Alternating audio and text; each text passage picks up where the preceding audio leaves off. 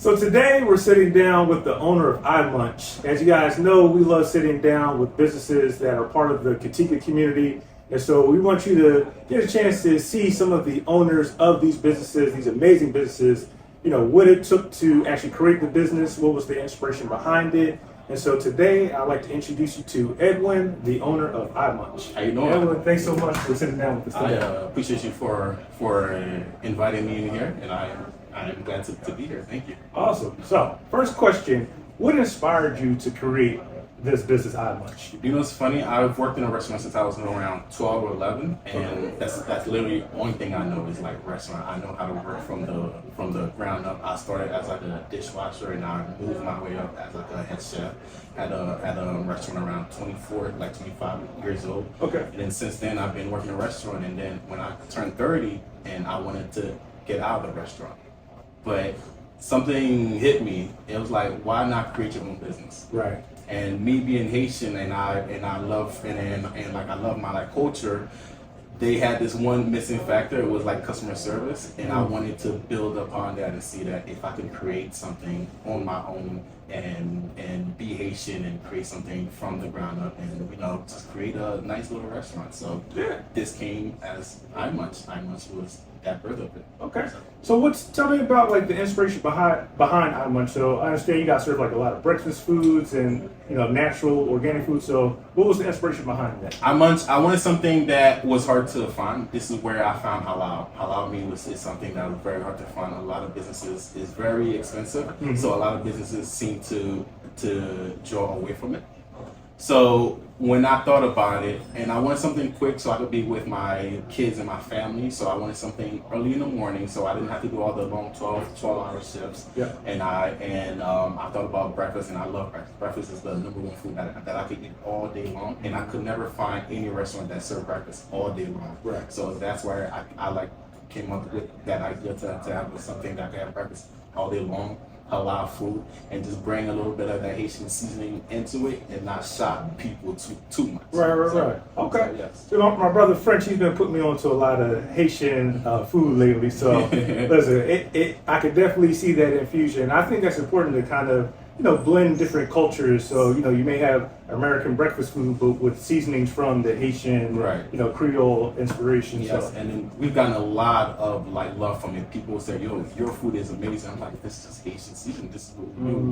We like marinate our food. We like season it, and we put a lot of love into it." So That's awesome. the thing. Awesome. So to date, what has been like one of the most rewarding aspects of owning this business? Word I suppose on a business that I am my own boss. That's really rewarding for somebody that's been working for like somebody and being afraid to shine because the boss is the head. Me being the only boss, I could show my like creativity, and then like I love that. And then people that come in through the doors feel that energy of being welcome, and I could create my own like atmosphere. Yeah. So that's the one thing I love about it. And then like I love like customer service. I love talking to people. I love meeting people. So that was one thing that allowed me to express myself when it comes to like people and like trying to cook and like managing. So that's the one rewarding aspect. Yeah.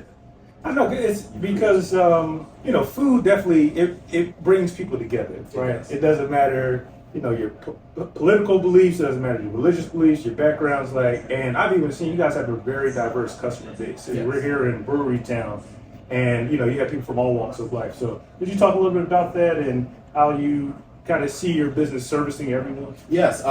My business, like you said, service everyone. There's people from different like politicians who walks in here, and I have conversations with all of them. And our menu is so like diverse that everybody has something that they can eat here. There's not one person that came here was like, "Oh, I can't eat this," because everybody. I have all type of people walks in, Haitian Americans, all type of cultures, Asian. Everybody comes in here and they say, "We love the food." So that's the one thing I really liked about it. And when I was creating that menu, I wanted to find a little bit of everything so that everybody, vegan, like vegetarian, everybody that has a little something that they like can come here and just come together. just like you said, food is something that brings everybody together, and everybody has all type of friends. So it's best. It's like great when one group of friends with multiple cultures comes in together and really able to really eat your food. Like, wow, this is great. That's the number one joy. When after they eat, they're like, yo, this is some good food, guys. You guys got something to it, and that really makes me happy. So speaking of knowing when you've hit that sweet spot, I guess my next question is, what are your future plans? So a lot of businesses, in order to grow and expand, especially when it comes to food costs, one of the ways to kind of lower the food costs is to expand your volume. And the way you expand your volume is to have multiple locations. So could you talk a little about maybe your future plans of expansion or franchising? What do you see in your future? My future, I'm the one person that don't want to go and franchise. Okay. Because I feel like you lose that soul once you spread yourself too thin. I would open up 2 more, 3 more with my brother and my best friend, because they work here with me. They know what's the ideal here, so they know the soul that we each will put into it. But I would not open up a franchise to where there's 10 and 20 of them, because you lose that soul in that. How can I put it? I feel like you lose that energy when you're straight out too thin. I don't want this to be like a fast food, quick and go. Okay. And I always wanted this to be a home where when you come in, you feel it, and you feel like people put in love into what they're doing and their food and their customer service. Yeah. So I would love to have 3 more stores. That's my dream for me and my brother and my friends. So we each have our own thing. But I don't see myself doing more than 3, because I want this to be, enjoyable. I want this to be, kind of keep it close knit, not too much. But you said, and that there's something to be said for that. A lot of times when you do, scale, the ingredients will have to change. Right? Exactly. You'll have to go into artificial things, and, chemicals. So yeah, and that love, that passion, that someone else who franchises, halfway across the country, they're not going to put that same attention to detail. So absolutely, there is something to be said for that. But I'm also glad to hear that, you have people that are working with you alongside you who see the day-to-day what it takes to run an iMunch, and then those are people who would be qualified to expand to have a new location somewhere else in the city or in the area. That's awesome. So last thing I would say, I wanted to show you our Katika welcome packet. So as each business joins our network, we also offer services.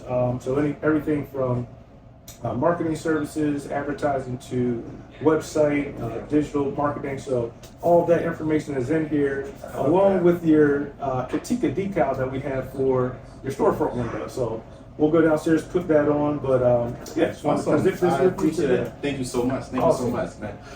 The one thing I have about a business, you have to do everything. So having this would be a great help, because I do need help with my website and trying to market it. So this is awesome. Thank you so much. Of course. I really appreciate that. Definitely. Well, guys, this has been a great interview with Edwin, the owner of iMunch. I'm going to turn it to him for closing message. All right. The last thing that I want to say is anybody could do whatever they want to do. The one step that you got to do is just take the first step and just keep pushing forward. Everything will work itself out. And there's nothing that nobody else is better than you at. You can do everything somebody else can.